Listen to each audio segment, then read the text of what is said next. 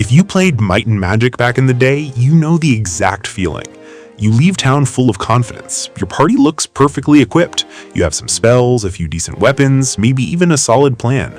Then you take exactly one wrong turn down a dirt road and a random monster turns your whole group into floor decoration. And strangely enough, that was the best part. Because 10 hours later, you come back. Better gear, better spells, a much better party. You go to that exact same place and you get a totally different result.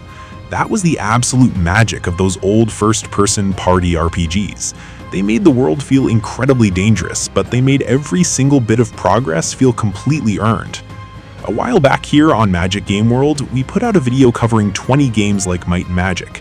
That was a much broader look at the genre, packed with classics, games that are already out, and modern spiritual successors.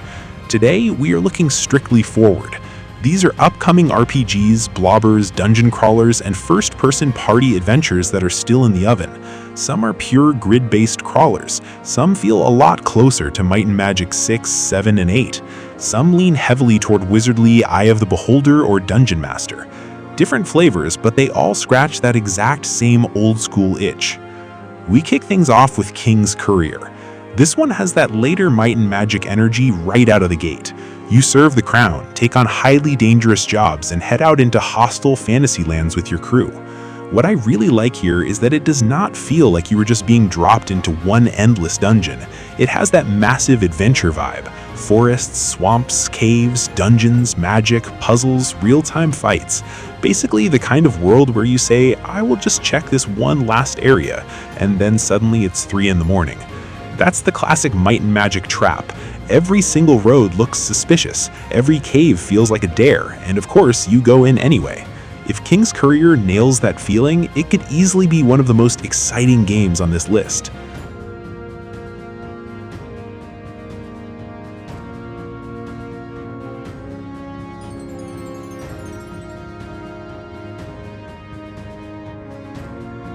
Next up is Paper Dungeon Deep Down. This one is a totally different kind of beast. It feels less like a giant outdoor adventure and way more like a weird tabletop dungeon crawl that came to life and decided to be as mean as possible. It's turn-based, highly tactical, and all about the choices you make with your party.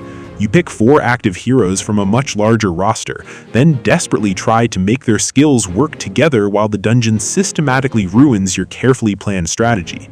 So no, this is not a straight Might and Magic clone. It looks much tighter and heavily combat-focused, but it still carries that massive old-school party-building appeal. You build the crew, you cover the weaknesses, you just hope the plan survives the first ugly surprise. If you love that brutal pen and paper RPG energy, Paper Dungeon Deep Down is definitely worth watching.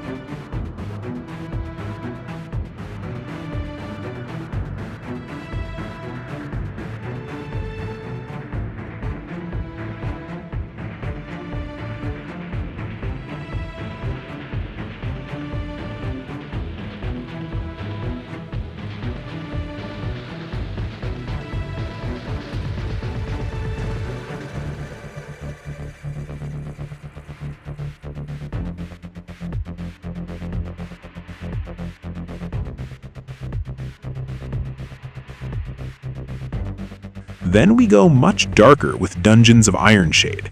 This one is way more Eye of the Beholder and Dungeon Master than open world Might and Magic, so forget the giant world map for a minute. This is strictly the corridor side of the genre.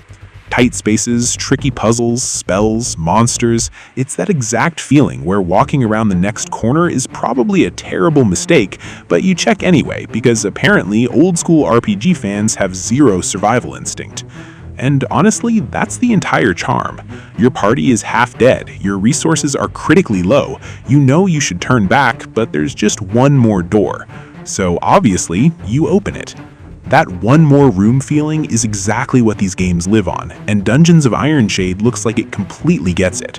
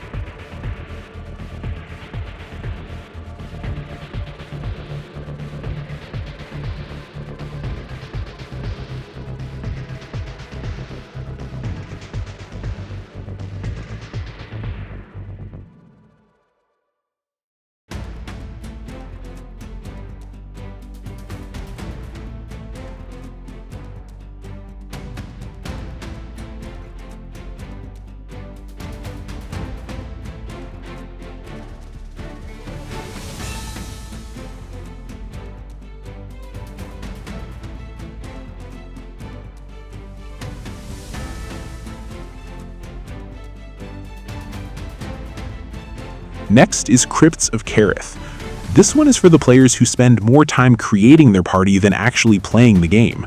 No judgment here, we've all been there. You roll up a custom group and head beneath the village of Carith. Sewers, cellars, tombs, crypts, monsters, loot. All the classic bad decisions are just waiting underground. This feels a bit closer to Wizardry or tabletop D&D than Might and Magic, but that's a great thing. A fully custom party, turn-based combat, D20 style rules, you already know exactly what kind of trouble that means. With games like this, the adventure starts way before the first fight. Who tanks? Who heals? Who deals the damage? Who gets blamed when the entire plan collapses? That was always a huge part of the fun. The party was never just a menu, it was the entire heart of the game. Then we move back toward the open-ended side of things with Wardens of Chaos. This one feels much closer to the Might and Magic 6, 7, and 8 rhythm. It's real-time, party-based, and heavily focused on freedom and exploration. You control 4 characters, build up your skills in magic, visit towns, explore the outdoors, dive into dungeons, and slowly get pulled into a massive conspiracy. That's the exact gameplay loop old fans know entirely too well. You leave town with one simple goal. You take a wrong turn, you find a strange cave, you pick up a random quest, you grab some shiny loot, and suddenly your entire evening is completely gone. If Wardens of Chaos gets the world and the progression right, this could be one of the most closest spiritual successors in the entire lineup.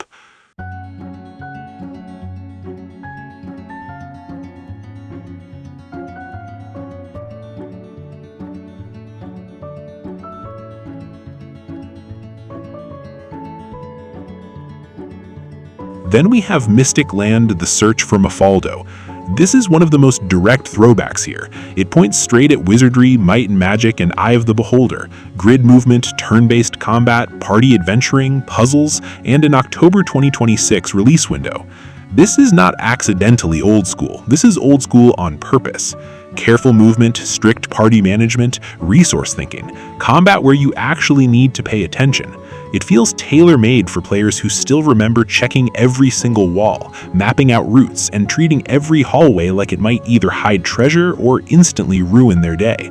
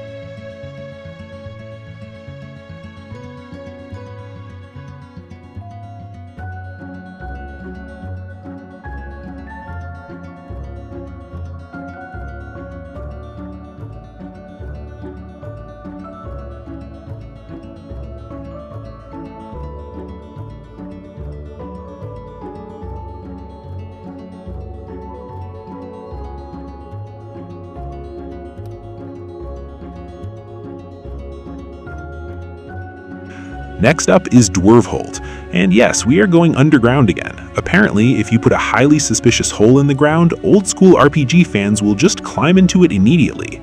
This is a classic dungeon crawler featuring grid movement, party play, turn-based combat, and a very heavy dwarven fantasy mood. It looks incredibly dark, grounded, and dangerous. This is absolutely not the bright open-world side of the genre. This is all about going deep into the depths, managing highly limited resources, surviving incredibly nasty fights, and finding out what probably should have stayed buried forever.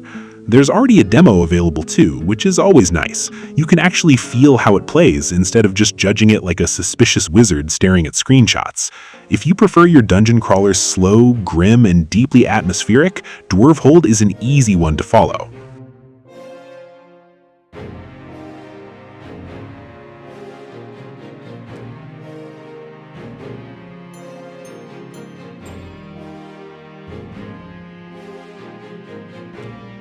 Now we get to a really big one for Might and Magic fans, Realms and Ruins Abencor. This is first-person, grid-based, open-world, and very clearly pulling from old-school RPGs like Wizardry and Might and Magic. And that open-world part really matters, because Might and Magic was never just about the dungeons. It was about stepping into a massive, living world, finding weird towns, taking huge risks, getting completely lost, slowly learning exactly where your party actually belonged. The world always felt bigger than you.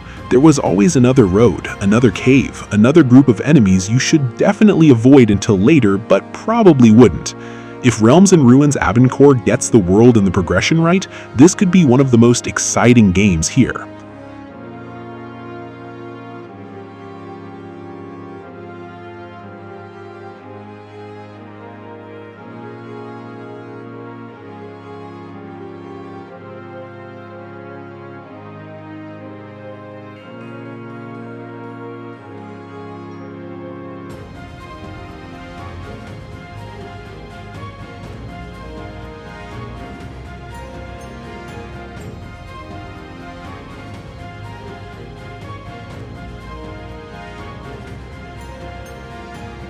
Next up is the Magic World 2 Curse of the Ancients. This one might look a bit rougher around the edges than some of the others, but you can immediately see why classic RPG fans are watching it. You control a squad traveling through an open fantasy world filled with quests, NPCs, survival mechanics, magic, enemies, and wide open areas to explore. It feels a lot closer to late-era Might and Magic than to a strict grid-based crawler. It doesn't look like a glossy, big-budget modern RPG. It feels way more like a pure passion project chasing that late 90s first-person party adventure style. And in a niche like this, that kind of dedication really matters. Not every game needs to look massive. Sometimes the real question is simple. Does it understand the exact feeling people miss? The Magic World 2 looks like it is absolutely trying to.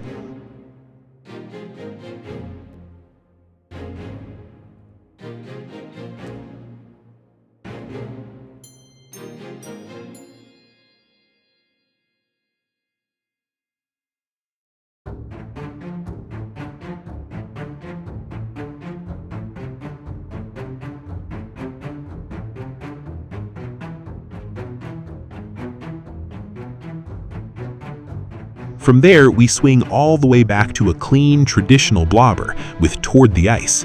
This might be the most straightforward, unapologetic old-school dungeon crawler in the whole video. First-person exploration, grid movement, turn-based combat, a 6-character party, 10 classes, maps, traps, puzzles, all the usual ways to get yourself into serious trouble. But the most important thing is that it completely knows what it is. There's no trend chasing here, no identity crisis, just a rock-solid classic dungeon RPG for people who still love this exact style of game. If you want pure old-school dungeon crawling without any modern filler, Toward the Ice is an incredibly easy one to watch.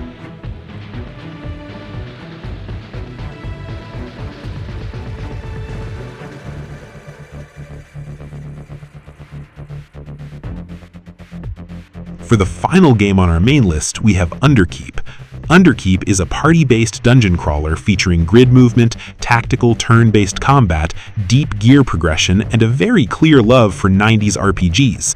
You assemble your party, head into the absolute depths, and uncover exactly what is hidden below.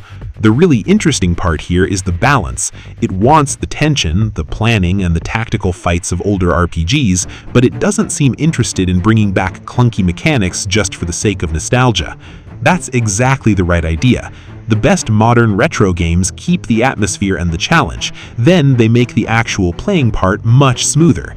They remember what made those old games special without dragging every single ancient frustration back with them. Because if we're being completely honest, some of those old interfaces were straight-up crimes. If Underkeep nails that balance, it could be a fantastic pick for anyone who wants a classic crawl that still feels great to play today.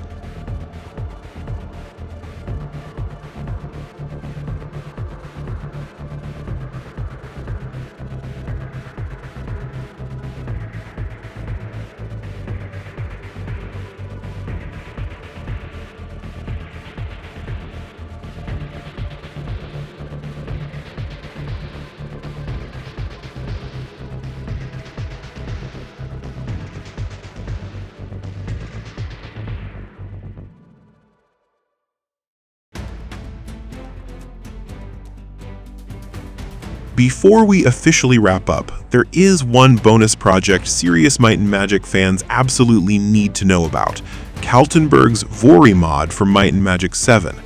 Because it is a mod and not a standalone game, it sits outside the main list. But for classic Might and Magic fans, it might be just as exciting as any brand new release here.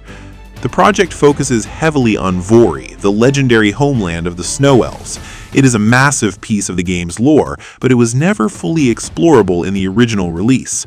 Based on the latest developer updates, this looks way more like a massive, unofficial expansion than a simple mod.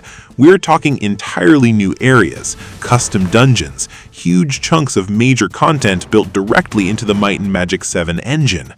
According to the developer, the project is now very close to being completely finished, so if you are a classic Might and Magic fan, this is absolutely one to follow closely on the Celestial Heavens forums. We also have a dedicated video going much deeper into Kaltenberg's Vori mod, which is linked right down in the description. So there you have it, 11 upcoming RPGs for anyone who desperately misses the golden age of first-person party adventures. Pure blobbers, open-world party RPGs, real-time combat, turn-based dungeon crawlers, and even a massive bonus project that takes us right back into Might and Magic 7. And again, if you want even more recommendations, check out our previous video covering 20 games like Might and Magic from a few months back. Now, I want to hear from you. Which one of these looks the closest to the Might and Magic comeback you have been waiting for? Share your thoughts down in the comments. Thanks for watching Magic Game World, and I'll see you in the next one.